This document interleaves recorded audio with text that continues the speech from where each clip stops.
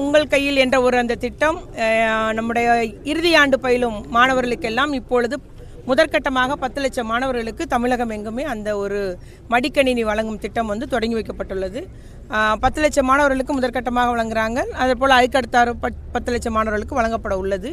மொத்தமாக 20 லட்சம் மாணவர்களுக்கு அது நம்முடைய தூத்துக்குடி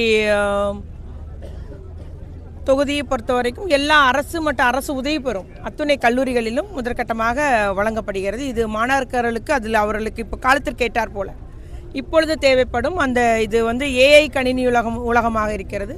ஆகவே ஏஐ வசதியுடன் மிகவும் தரம் வாய்ந்த உயர் தொழில்நுட்பம் வாய்ந்த அந்த ஏசர் ஹெச்பி உள்ளிட்ட ஒரு பெரிய நிறுவனங்களுடைய அந்த மடிக்கணினி மாணவர்களுடைய எதிர்காலத்துக்கும் அவர்கள் தங்களுடைய திறமையை மேம்படுத்திக் கொள்வதற்கும் அவருடைய வேலைவாய்ப்புக்கும் அவருடைய கல்வி வளர்ச்சிக்கும் நிச்சயமாக இது உபயோகமாக இருக்கும்.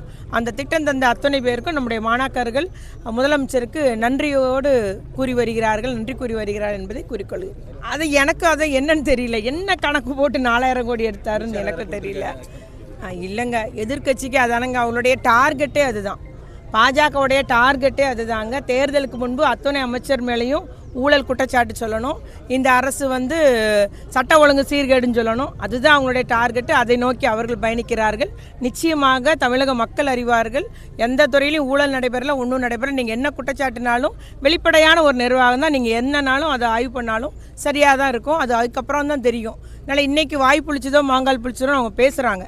ஆனால் மக்கள் யாரும் நம்ப மாட்டாங்க. நிச்சயமாக மக்கள் திராவிட முன்னேற்ற கழக கூட்டணிக்கு வாக்களிக்க தயாராகிவிட்டார்கள்.